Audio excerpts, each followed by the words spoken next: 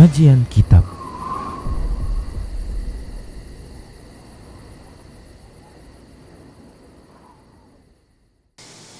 Bismillah, assalamualaikum warahmatullahi wabarakatuh. Innal hamdalillah nahmaduhu wa nasta'inuhu wa nastaghfiruh wa na'udzu billahi min shururi anfusina wa min sayyiati a'malina. Man yahdihillahu fala mudilla lahu wa man yudlilhu fala hadiya lahu. Wa asyhadu an la ilaha illallah wahdahu la syarika lahu wa asyhadu anna Muhammadan 'abduhu wa rasuluhu sallallahu alaihi wasallam.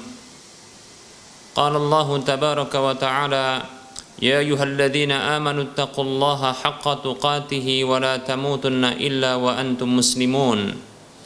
Ya ayyuhan nasu taqu rabbakumul ladzi khalaqakum min nafsin wahidah wa khalaqa minha zawjaha wa bassa minhuma rijalan katsiran wa nisaa'a. واتقوا الله الذي تساءلون به والأرحام إن الله كان عليكم رقيبا يا أيها الذين آمنوا اتقوا الله وقولوا قولا سديدا يصلح لكم أعمالكم ويغفر لكم ذنوبكم ومن يطع الله ورسوله فقد فاز فوزا عظيما أما بعد فإن أصدق الحديث كتاب الله وخير الهدى هدى رسول الله صلى الله عليه وسلم وشر الأمور محدثاتها وكل محدثة بدعة وكل بدعة ضلالة وكل ضلالة في النار. Para hamba Allah rahimani wa rahimakumullah, para pemirsa Rosya TV dan para pendengar Radio Medan Mengaji. Alhamdulillah, tak bosan kita senantiasa bersyukur kepada Allah atas semua nikmatnya. Selawat dan salam tak lupa kita ucapkan untuk Nabi-Nya Muhammad sallallahu alaihi wasallam. Semoga Allah Subhanahu wa taala senantiasa memberikan kebaikan kepada kita, memberikan karunia-Nya kepada kita, memberikan taufik dan hidayah-Nya serta penjagaannya kepada kita dari segala keburukan di mana saja kita berada. Amin ya rabbal alamin. Baik para hamba Allah rahimani wa rahimakumullah, kita lanjutkan pembahasan kitab Minhajul Muslim di bab yang kedua tentang adab. Kita masih terus menyempurnakan pembahasan tentang adab terhadap sesama muslim. Di antara adab terhadap sesama muslim adalah bersikap lurus, berlaku adil, bersikap lurus terhadap dirinya, yang itu tulus dari dirinya, sebagaimana dirinya ingin diperlakukan dengan sikap yang lurus dan adil, maka demikianlah hendaknya dia memperlakukan sesama saudaranya dengan cara yang sama. Bersikap dengan sikap yang ia suka disikapi dengan demikian, maka hendaknya dia pun memberikan sikap itu kepada saudaranya dengan sikap yang sama. Para hamba Allah rahimani wa rahimakumullah, ketahui ini merupakan bentuk keimanan, yaitu menyikapi saudara dengan sikap apa saja yang ia suka diberlakukan sikap itu kepada dirinya. Memberlakukan atau memperlakukan saudara dengan sikap yang ia suka diperlakukan dengan sikap yang sama, ini merupakan bentuk keimanan. Ini merupakan bentuk keimanan. Para hamba Allah rahimani wa rahimakumullah, Rasulullah sallallahu alaihi wasallam bersabda dalam hadis yang masyhur, hadis yang sering kita ucapkan di dalam pembahasan ini. Rasulullah sallallahu alaihi wasallam bersabda, la yu'minu ahadukum hatta yuhibba li akhihi ma yuhibbu li nafsihi. Hadis riwayat Bukhari dan Muslim. Nabi kita Muhammad sallallahu alaihi wasallam dia bersabda, tidaklah sempurna iman salah seorang di antara kalian sampai ia mencintai untuk saudaranya apa yang ia cintai untuk dirinya. Bila kita cinta untuk diperlakukan dengan sebuah sikap, tentunya sikap-sikap yang baik, maka hendaknya kita harus memberikan sikap itu kepada saudara. sebagaimana kita suka diperlakukan dengan sebuah sikap, tentunya sikap yang mulia, maka demikianlah sikap yang mulia itu harus diberikan kepada saudara. Baik para hamba Allah rahimani wa rahimakumullah. Ini ya tanda keimanan, ini bukti keimanan. Karena tidak sempurna iman seseorang sampai ia mencintai untuk saudaranya apa yang ia cintai untuk dirinya. Baik para hamba Allah rahimani wa rahimakumullah. Dalam hadis yang disebutkan oleh Ibnu Hajar dalam kitab Taghliqut Ta'liq, begitu juga hadis yang disebutkan oleh Az-Zubaydi dalam kitab Ithafus Sadatil Muttaqin, disebutkan sebuah hadis yang berbunyi la yastakmilul abdu al-imana hatta yakuna fihi salasu khisalin. Tidak sempurna seorang hamba tidaklah bisa menyempurnakan imannya sampai pada dirinya ada 3 karakter berikut ini. Al-infaqu minal iqtari, yaitu berinfak di saat berhemat. Berinfak di saat berhemat. Nah tentunya ini sangat berat para hamba Allah rahimani wa rahmakumullah, karena sesungguhnya dalam kondisi berhemat kita sedang menahan segala pengeluaran dana untuk keperluan yang terkadang itu juga penting, namun kita tahan, kita hentikan, ya, kita cukupkan dengan apa yang ada. Bahkan kita barangkali ya membatasi diri ya dari hal-hal yang terkadang penting karena memang sedang berhemat.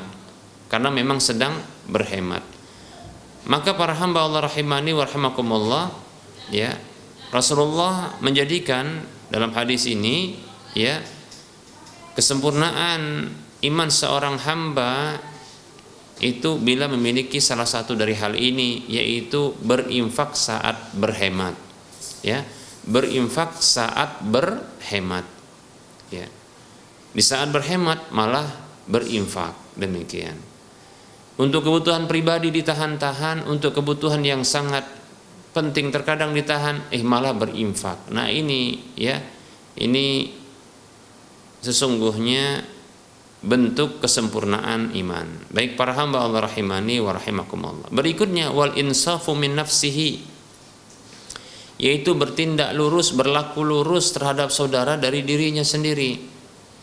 Ya sebagaimana ia suka untuk diperlakukan dengan sikap yang baik, maka bentuk kelurusan dan keadilannya dia perlakukan hal itu saudaranya. Ya. Dia perlakukan saudaranya dengan cara seperti itu, dengan sikap yang ia suka diperlakukan demikian, ya, dari dirinya. Baik para hamba Allah rahimani wa rahimakumullah. Berikutnya adalah wabadlus salami. Yang ketiga adalah menyebarkan salam, memberikan salam kepada saudara, ya. Ini sudah pernah kita bahas para hamba Allah rahimani wa rahimakumullah, bahwasanya salam ini merupakan ungkapan penghormatan, sapaan kemuliaan, ya, sapaan yang mengandung penghormatan dan kemuliaan, pemuliaan bagi saudara. Selain itu juga mengandung doa, ya, doa kebaikan, ya. Yang ini akan menghadirkan rasa cinta di antara sesama muslim ketika menyebarkan salam ini, ya. Nabi SAW bersabda, la tadkhulunal jannata hatta tu'minu wa la tu'minu hatta tahabbu, awala adullukum ala syai'in idza fa'altumuhu tahabbatum absus salama bainakum. Hadis riwayat Muslim. Kalian tidak akan bisa masuk surga sampai kalian saling mencintai. Kalian tidak akan bisa masuk surga sampai kalian beriman, dan kalian tidak akan bisa beriman sampai kalian saling mencintai. maukah aku tunjukkan kepada kalian terhadap sesuatu yang bila kalian melakukannya kalian akan saling mencintai? Sebarkanlah salam di antara kalian. Baik, para hamba Allah rahimani wa rahimakumullah. Nah, ini ya yang juga akan memunculkan cinta kasih sayang di antara sesama muslim, dan ini juga merupakan akhlak mulia terhadap sesama muslim. Baik para hamba Allah rahimani wa rahimakumullah. Berikutnya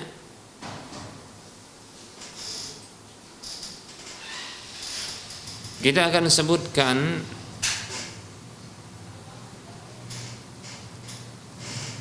hadis Nabi sallallahu alaihi wasallam bahwasanya memperlakukan saudara dengan sebuah sikap yang ia suka diperlakukan dengan cara yang sama. Nah, ini merupakan salah satu sebab yang bisa menghantarkan seorang hamba selamat dari neraka dan masuk ke dalam surga. Para hamba Allah rahimani wa rahimakumullah. Memperlakukan saudara sesama muslim dengan sebuah sikap yang ia suka diperlakukan dengan sikap yang sama, sikap yang demikian pula, ini merupakan bentuk sebab yang menyebabkan seorang hamba bisa selamat dari neraka. Para hamba Allah rahimani wa rahimakumullah. Dalam hadis yang diriwayatkan oleh Imam Muslim dalam kitab sahihnya di nomor urut hadis 1844,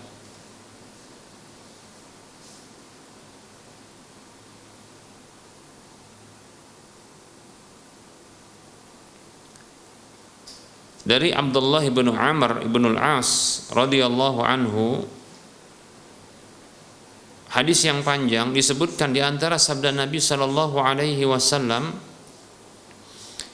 "Faman ahabba an yuzahzaha 'anil nari wa yudkhalal jannata falta'tihi maniyatuhu wa huwa yu'minu billahi wal yawmil akhir wal ya'ti ila an-nasi alladhi yuhibbu an yu'ta ilaihi." Nabi sallallahu alaihi wasallam bersabda, siapa yang suka, siapa saja yang ingin, siapa saja yang senang, ia dibebaskan dari api neraka dan dimasukkan ke dalam surga, maka hendaklah tatkala kematian itu mendatanginya, ia dalam kondisi beriman kepada Allah dan hari akhir, dan hendaklah dia menyikapi sesama manusia dengan sikap yang ia suka disikapi dengan sikap yang sama. Baik para hamba Allah rahimani wa rahimakumullah, siapa di antara kita yang tidak ingin bebas dari neraka? Siapa di antara kita yang tidak ingin masuk surga? Siapa di antara kita yang tidak ingin dijauhkan dari siksa? Siapa di antara kita yang tidak ingin mendapatkan nikmat surga? Para hamba Allah rahimani wa rahimakumullah, lebih-lebih seorang mukmin dia meyakini bahwa kehidupan dunia ini akan berakhir. Dunia ini akan berakhir. Bisa jadi dia yang meninggalkan dunia ini atau dunia ini akan meninggalkannya. Yang jelas, ketika hancurnya dunia ini, alam semesta, maka beralih kepada kehidupan berikutnya, alam akhirat. Bahkan ketika masih ada kehidupan dunia ini, seseorang yang telah berakhir masa hidupnya, maka dia beralih kepada alam berikutnya, alam transisi menuju alam akhirat. alam yang dia dengan alam tersebut dia akan masuk kepada alam akhirat. Baik para hamba Allah rahimani wa rahmakumullah. Kemudian seorang mukmin meyakini kehidupan akhirat tersebut berakhir kepada dua negeri. Yang satu negeri keindahan, negeri kenikmatan, negeri kegembiraan, negeri kebaikan, kebahagiaan. Adapun yang lain, ada sebuah negeri siksaan, negeri kecelakaan, negeri penderitaan, negeri keburukan. Maka seorang mukmin dia inginkan dia berada di negeri yang penuh dengan kenikmatan, bukan penderitaan, bukan siksaan. Demikian para hamba Allah rahimani wa rahmakumullah. Tentunya seorang mukmin dia ingin masuk ke dalam surga dan dia dijauhkan dari neraka. Ketahuilah para hamba Allah rahimani wa rahmakumullah, hadis ini menjelaskan kepada kita syaratnya adalah beriman kepada Allah dan hari akhir. Kemudian memperlakukan sesama manusia dengan akhlak yang ia suka, diperlakukan dengan akhlak yang serupa. Baik para hamba Allah rahimani wa rahimakumullah. Memang berat para hamba Allah rahimani wa rahimakumullah. Memang berat, tapi demikianlah ya. Demikianlah yang mesti diupayakan oleh kita bila kita inginkan masuk ke dalam surga jauh dari neraka. Beriman kepada Allah Subhanahu wa taala dan hari akhir, kemudian kita berakhlak mulia dengan menyikapi sesama dengan sikap yang kita suka, diperlakukan dengan sikap yang serupa. Baik para hamba Allah rahimani wa rahimakumullah. Hadis tersebut hadis yang dikeluarkan oleh Imam Muslim. Baik, barangkali kita cukupkan terlebih dahulu penyampaian materi yang singkat ini dalam pertemuan kali ini. Kita buka saja sesi soal jawab, insyaallah taala kita akan lanjutkan pada waktu mendatang. Para hamba Allah rahimani wa rahimakumullah. Bagi para pemirsa dan para pendengar sekalian yang ingin berinteraktif, yang ingin bertanya, maka silahkan hubungi nomor layanan kami di nomor 0812 12 12 88 34. Silahkan ya telepon di nomor tersebut bila ingin bertanya langsung. Bagi yang ingin bertanya dengan tulisan, lewat tulisan ya lewat chatting WhatsApp, maka bisa di nomor yang sama pula. Baik para hamba Allah rahimani wa rahimakumullah.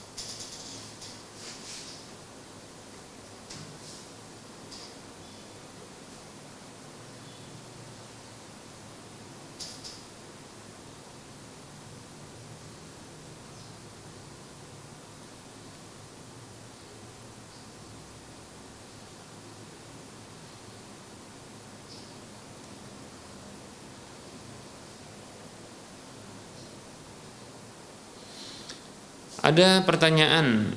Bismillah. Afwan Ustaz, ada pertanyaan. Apa status perkawinan apabila seorang istri pergi meninggalkan rumahnya menuju rumah orang tuanya dikarenakan sifat, karakter, keluarga dan manhaj suaminya yang tidak semanhaj, dan suaminya sudah diberitahukan tapi tidak mau berubah juga, sehingga dia pergi meninggalkan rumah menuju rumah orang tuanya dengan niat ingin pisah tapi tidak mau ngurus surat cerai karena biaya. Dan ini sudah berlangsung 7 tahun lebih, sementara sang suami merasa istrinya masih istrinya karena dia tidak ada menjatuhkan talaknya. Suami juga masih memberikan uang untuk biaya sekolah anaknya.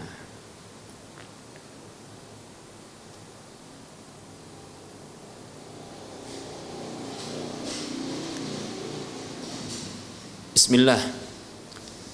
Saya nasihatkan kepada saudari kita ini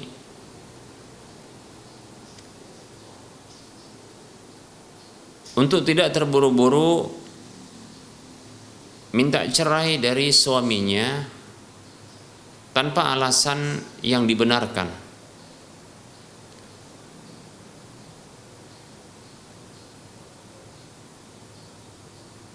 Tidak semanhaj belum tentu merupakan sebab yang dibolehkan dengannya untuk minta cerai. Karena bisa jadi sang istri masih bebas untuk diberikan kewenangan ya mengamalkan apa yang diyakininya. Ya. Jadi jangan terburu-buru untuk minta cerai dari suaminya. Karena Nabi SAW mengancam bagi siapa saja yang minta cerai dari suaminya tanpa alasan yang dibenarkan itu tidak mencium aroma surga. Dalam hadis yang diriwayatkan oleh Imam Ibnu Majah dalam kitab Sunannya dan yang lainnya, maksudnya diriwayatkan oleh ulama yang lainnya, ulama hadis yang lainnya, dan ini hadis yang disahihkan oleh Syekh Al-Albani rahimahullahu taala. Di antaranya dengan lafaz berikut ini, ayyuma imra'atin sa'alat zawjaha at-talaqa min ghairi ma ba'sin fa haramun 'alaiha raihatul jannah. Wanita mana saja yang meminta cerai dari suaminya tanpa alasan yang dibenarkan, maka haram baginya aroma surga. Maka jangan buru-buru untuk minta cerai atau pergi dari rumah suaminya. Karena bisa jadi ia masih diberikan kewenangan untuk bisa mengamalkan apa yang diyakininya. Kecuali apabila ternyata suami berlaku zalim terhadap dirinya, seperti melakukan pemukulan, yaitu dia melakukan dosa terkait dengan dirinya, hak sang istri. Demikian pula apabila sang suami melakukan pelalaian hak Allah Subhanahu wa taala, seperti tidak sholat, ya, tidak berpuasa Ramadan, ya, tidak membayar zakat, yaitu meninggalkan rukun-rukun Islam. Nah, seperti itu. Atau melakukan kemaksiatan kepada Allah Subhanahu wa taala dengan kemaksiatan yang jelas lagi gamblang, seperti contohnya adalah minum minuman keras atau berjudi atau berzina, ya. Atau contohnya ya narkoba dan seterusnya. Maka ini alasan yang dibolehkan bagi sang istri untuk minta cerai. Begitu juga alasan yang dibenarkan bagi istri untuk minta cerai tatkala agama sang istri terancam. Agama sang istri terancam, ya, yaitu terancam dengan adanya kesyirikan, ya, terancam ya akan luntur ya dengan kesyirikan, luntur dengan kebid'ahan, ya, atau luntur dengan kemaksiatan-kemaksiatan dan akhirnya melebur jatuh kepada kesyirikan, kekufuran, kemaksiatan, kebid'ahan. Maka ini juga wallahu ta'ala alam dibolehkan, ya, seperti itu. Nah, apabila telah terpenuhi sebab-sebab bolehnya untuk minta cerai, maka silakan tempuh, ya, lewat peradilan. Nah, apabila lebih-lebih apabila ya pernikahan itu ya lewat peradilan sebelumnya, yaitu lewat KUA, kantor urusan agama, maka demikian pula ketika hendak memisahkan diri, maka lewat KUA juga. Nah, seperti itu, ya, agar ada yang mempersaksikannya, seperti itu. Baik, ya. Adapun kewajiban sang suami walaupun sudah terpisah, ya, maka tetap wajib, ya, apabila telah diputuskan oleh pihak pengadilan agama, kantor urusan agama, perceraian tersebut atau perpisahan tersebut, maka tetap saja mantan suami ini berkewajiban untuk menafkahi anaknya, karena tidak ada mantan anak, ya, yang ada mantan istri. Adapun istri tidak wajib untuk dinafkahi, ya, karena sudah terpisah, ya. Adapun anak tetap, ya, wajib untuk dinafkahi, demikian. Nah, seperti itu. Dalam kasus yang diceritakan ini, wajar sang suami dia masih menganggap wanita ini adalah istrinya karena ia belum menjatuhkan talak. Demikian pula sang istri, dia lebih-lebih sang istri juga tidak menggugat, ya, cerai sang suaminya lewat pengadilan. Ya, wajar. Saya pun condong ini masih berstatus suami istri, demikian, ya. Adapun sang istri yang menjaga jarak dari suaminya, maka ini tinggal dilihat kembali, ya, apakah sebab hal ini atau faktornya adalah syar'i ataukah tidak. Apakah itu mengancam agama sang istri ataukah tidak. Maka seperti kita katakan tadi di awal, tinggal dilihat saja, ya, sebab-sebabnya, ya, apakah terpenuhi ataukah tidak, ya, demikian. Maka dilihat apakah sang suami itu toleransi memberikan kewenangan kepada istri untuk menjalankan apa yang diyakini oleh sang istri, ataukah dia, ya, begitu intervensi dengan apa yang diyakini oleh istrinya, demikian, ya. Nah, seperti itu, ya, wallahu taala a'lam.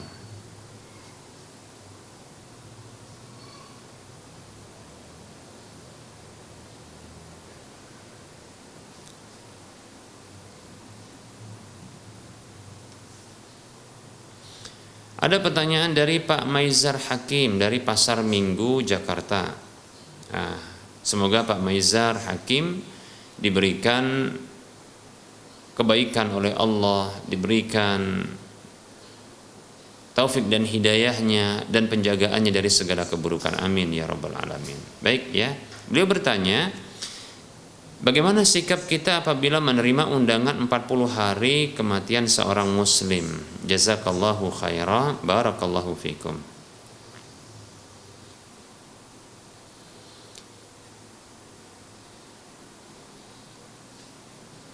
Bismillah, wa anta fajazakallahu khaira wa fik barakallah.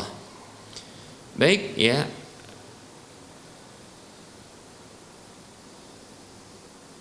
Undangan kematian 40 hari atau undangan 40 hari dari, ya, kematian seseorang untuk bisa hadir melakukan acara atau perayaan, acara lebih tepatnya, ya, pada undangan tersebut. Dan biasanya yang seperti ini adalah dengan mengirimkan pahala, ya, bacaan-bacaan yang dibacakan ketika itu. Apakah membacakan surah Yasin, ya, kemudian zikir-zikir, doa-doa, demikian. Baik, ya. Nah, ini tentunya kembali kepada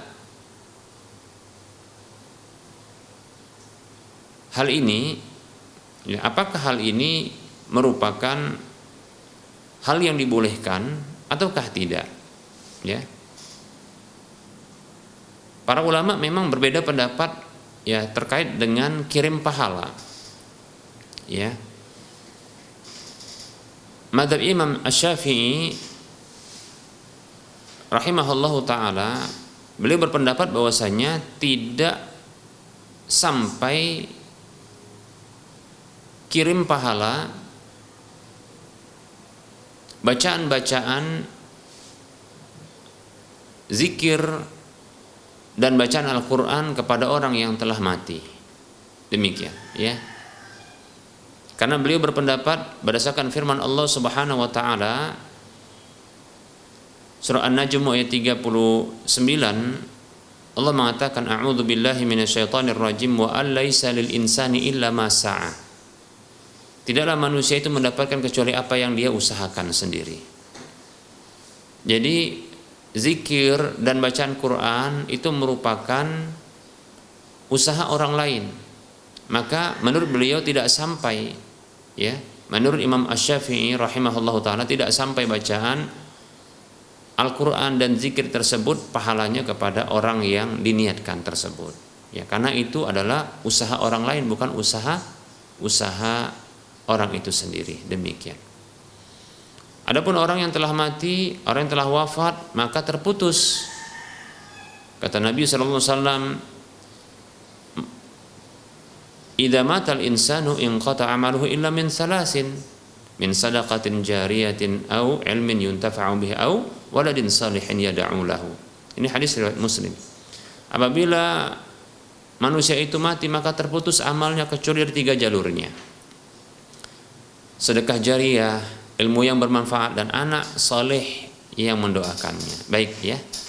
Jadi tidak ada di sini disebutkan ya baca Al-Qur'an dan zikir. Oleh karenanya menurut Al-Imam Asy-Syafi'i rahimahullah taala ini tidak sampai seperti itu. Kemudian yang kedua, ada pendapat yang mengatakan sampai bacaan zikir, bacaan Al-Quran, pahalanya sampai apabila diniatkan untuk orang yang telah mati dari orang yang masih hidup. Demikian. Ini pendapatnya Imam Ahmad dan ulama-ulama yang sependapat dengan beliau. Demikian ya. Mazhab Hambali kebanyakan seperti ini.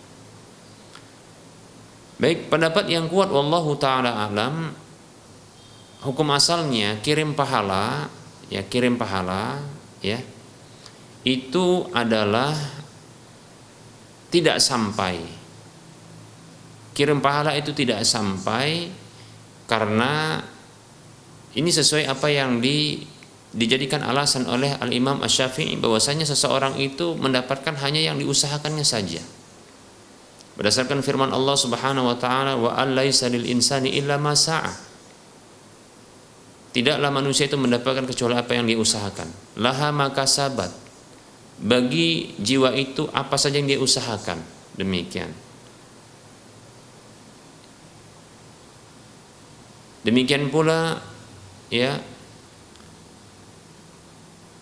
Allah berfirman, in ahsantum ahsantum li anfusikum. Apabila kalian berbuat kebaikan maka kalian telah berbuat baik untuk diri kalian sendiri. Nah, seperti itu. Ya. Baik para hamba Allah rahimani wa rahimakumullah. Hanya saja ada sebahagian amalan-amalan yang dilakukan ini bisa dikirimkan pahalanya kepada orang lain.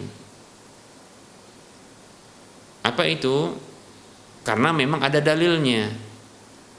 Ada rekomendasi dari Allah dan Rasulnya. Seperti contohnya doa. Doa itu amalan, namun bisa untuk ya diarahkan untuk orang lain. Allah sendiri berfirman dalam surah Al-Hasyr ayat 10. Ya, di mana orang-orang setelah sahabat mereka itu mendoakan para sahabat dengan doa Rabbana ighfir lana wa li ikhwanina alladzina sabaquna bil iman.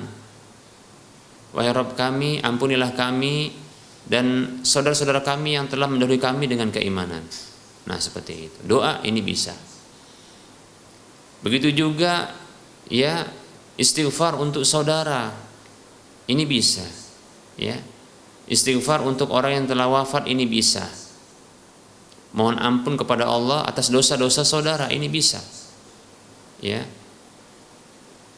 Dalam hadis yang diriwayatkan oleh Imam Bukhari dalam Adabul Mufrad, Rasulullah bersabda sallallahu alaihi wasallam, "Turfa'u lil mayyiti ba'da mautihi darajatuhu." Diangkat derajat orang yang telah meninggal dunia setelah kematiannya. Lalu sang mayit ini bertanya kepada Allah, Rabbi mahadihi, wahai Rabbku, ini apa? Balasan atas amal apa? Karena ia tidak merasa mengamalkannya, namun dia mendapatkan ganjarannya. maka dikatakan kepadanya waladuka istaghfaralaka, anakmu mohon ampun untukmu. Demikian ya. Anak mohon ampun untuk orang yang telah wafat, orang tua yang telah wafat. Demikian. Maka ini bisa. Begitu juga ya bersedekah atas nama orang yang sudah meninggal dunia. Ya. Bersedekah yang pahalanya ditujukan untuk orang yang telah wafat, maka ini dibolehkan. Sa'ad ibnu Ubadah radhiyallahu anhu itu pernah datang kepada Nabi sallallahu alaihi wasallam, "Ya Rasulullah, inna ummi tuwfiyat." Wahai Rasulullah, sesungguhnya ibuku telah wafat. Ayam fa'uha in tasaddaqtu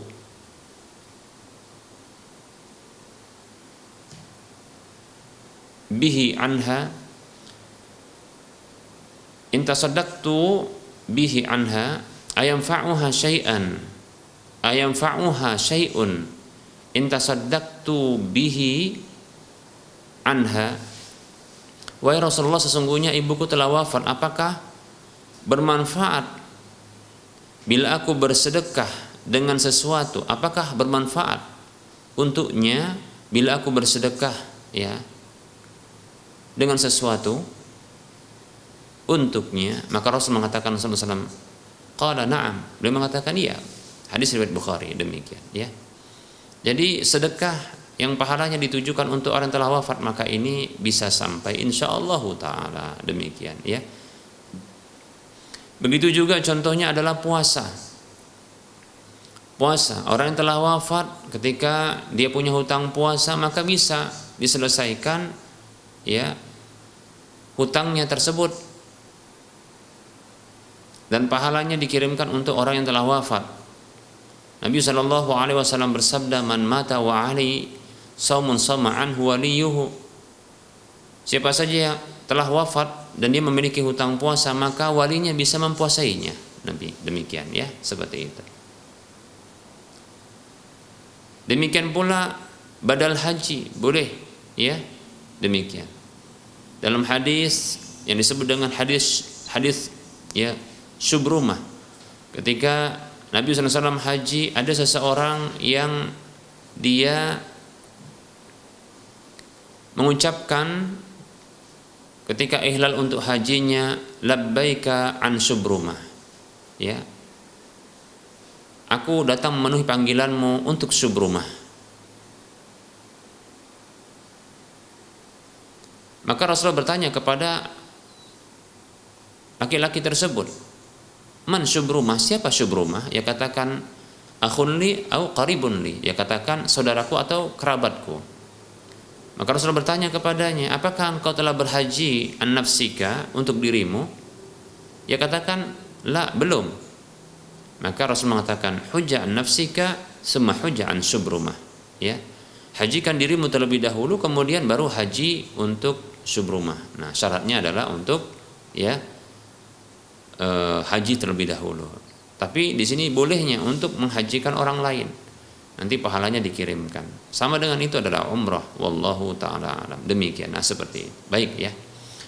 Nah permasalahannya, baik bagi yang berpendapat bahwasanya kasus yang ditanyakan itu yaitu kematian 40 hari, ini kirim pahala berupa doa, bacaan ya, zikir. Bagi yang berpendapat seperti pendapat Imam Ahmad, apakah lantas boleh hal seperti ini?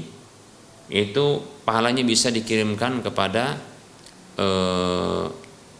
orang yang telah wafat menurut mazhab Hambali. Nah tentunya yang melakukan ini sepertinya mazhab Hambali, bukan mazhab Syafi'i ya. Mestinya yang mengamalkan ya yang seperti ini adalah mazhab Hambali, bukan mazhab Syafi'i ya. Nah apakah boleh? Ternyata dalam mazhab Hambali sendiri hal seperti ini tidak dibolehkan. Kenapa? Karena tata caranya khusus. Yang dimasukkan dalam mazhab Hambali itu boleh kirim pahala bacaan, kemudian juga bacaan Al-Quran, bacaan zikir, doa, itu dibolehkan ya ketika dibaca sendiri tanpa tata cara yang khusus. Nah seperti itu ya, dengan tata cara, bukan dengan tata cara yang khusus. Lebih-lebih ya ini dengan mengundang orang banyak lalu ya dipimpin, dan ya ini ditepatkan dan dengan hari yang ke-40. Padahal ya saya sendiri pernah mendengarkan, ya barangkali juga di antara pemirsa ada yang mengetahui ya bahwasanya ada seorang mantan pendeta Hindu yang menyatakan bahwa mengkritisi kebiasaan ya masyarakat kaum muslimin. Pendeta Hindu ini tobat lalu masuk Islam dan saat ini menjadi penceramah. Nah, beliau memberitahu bahwasanya dan mengkritisi bahwasanya kebiasaan masyarakat yang melakukan acara-acara kematian dengan menempatkan ya 3 hari, 7 hari, 40 hari dan seterusnya, ini ternyata mengikuti kebiasaan orang Hindu demikian. Nah tentunya ya orang yang mantan darinya ini yang mengetahui kebiasaannya demikian. Nah seperti itu. Nah ini pula yang menyebabkan ya acara seperti ini tidaklah ya wallahu taala alam tidaklah ya dibenarkan ya, karena ternyata mengikuti kebiasaan orang kafir. Nah seperti itu ya. Lebih-lebih tata caranya secara khusus dibuat demikian ya. Rasulullah mengatakan man amila amalan laisa alaihi amruna fahuwa raddun. Siapa saja beramal dengan sebuah amalan yang tidak ada perintah kami padanya maka tertolak. Kita khawatir yang seperti ini tertolak. Nah, apa sikap kita ketika menerima undangan seperti ini? Maka sebaiknya dijelaskan. Jadi Pak Maizar bisa menjelaskan ya. Mungkin seperti ini ketika mendapatkan undangan, sampaikan kepada yang memberi undangan atau yang menyampaikan undangan. Dengan pertama sekali minta maaf kepadanya ya, sembari mengucapkan terima kasih karena telah mempercayakan ya, kemudian minta maaf ya, bahwasanya Pak Maizar tidak bisa hadir ya. Kalau ditanya mengapa demikian, maaf sampaikan kepadanya. Saya khawatir ketika saya datang ya, amalan saya itu tidak akan diterima.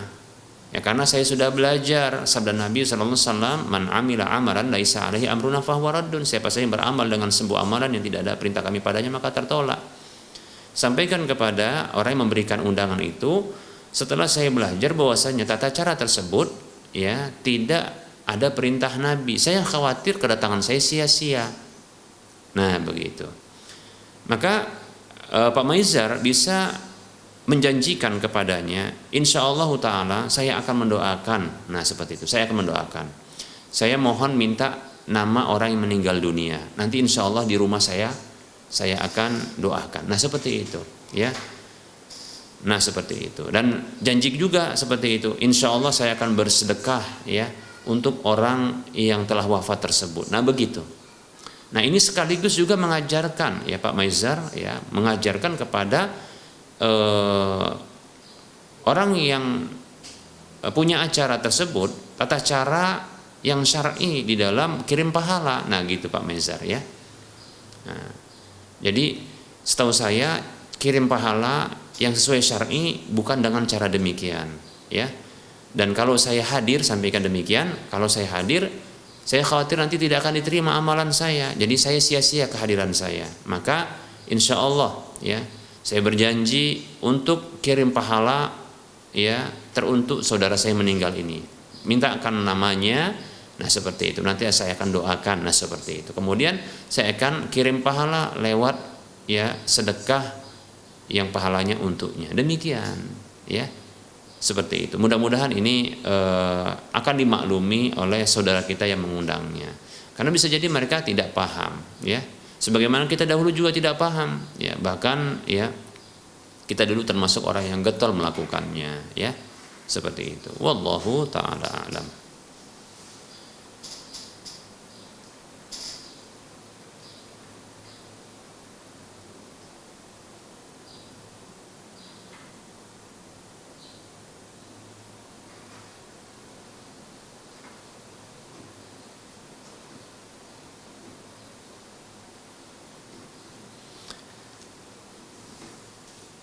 Ada pertanyaan, assalamualaikum Ustaz, Saya seorang ikhwan usia 26. Saya diminta untuk melamar oleh calon saya tahun ini. Tapi tabungan dan pendapatan saya masih pas-pasan. Bagaimana Ustaz?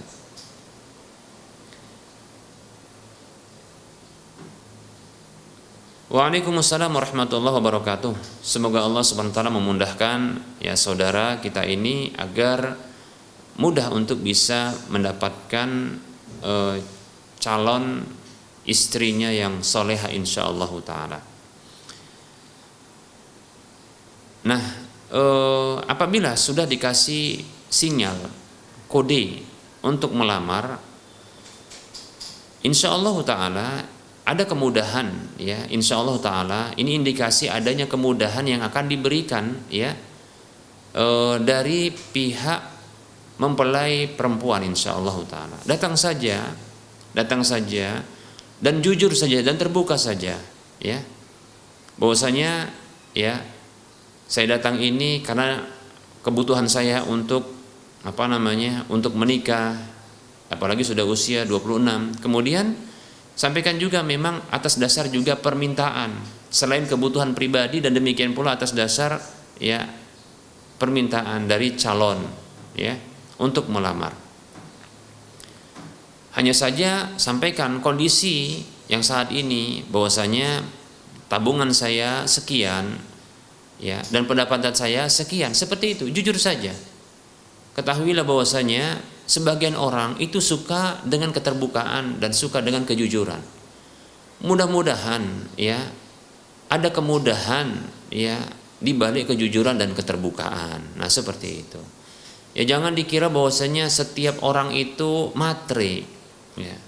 Jangan dikira bahwasanya setiap orang itu matre. Andaikan dia seorang yang sudah belajar agama, contohnya pihak mempelai wanita itu adalah orang yang sudah belajar agama, keluarganya juga sama, ya insya Allah taala ya dengan persangkaan kuat dan berbaik sangka ya ini insya Allah akan dimudahkan, mereka paham karena mereka ya menginginkan kebaikan ya, bukan gemerlapnya dunia dan harta. Mereka memahami bahwasanya ya menikahkan anak bukan jual beli ya, seperti itu, karena sudah belajar agama.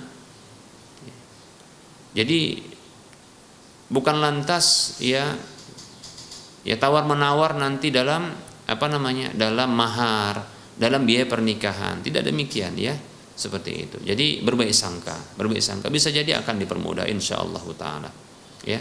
Andaikan pun barangkali pihak keluarga tidak belajar atau belum belajar agama secara penuh, tapi bisa jadi mereka juga bukan orang yang matre ya, bukan orang yang gila harta ya. Bisa jadi mereka ya juga termasuk orang yang sederhana. Mungkin ada latar belakang yang membuat mereka bisa menerima. Bisa jadi karena mereka menginginkan kesederhanaan. Bisa pula dikarenakan dahulunya mereka juga orang yang sederhana dan dipermudah, maka mereka ingin mempermudah ya calon pasangan ya putri mereka. Nah, seperti itu ya. Jadi jangan khawatir, jujur dan terbuka. Nanti kalau seandainya mereka menanti yaitu memberikan penundaan sampai nanti batas waktu yang cukup agar bisa mengumpulkan harta, ini alhamdulillah, berarti mereka siap untuk ya menanti. Nah, ini alhamdulillah demikian. Ini juga ya bentuk sebagai kebaikan dan kemakluman dari mereka ya.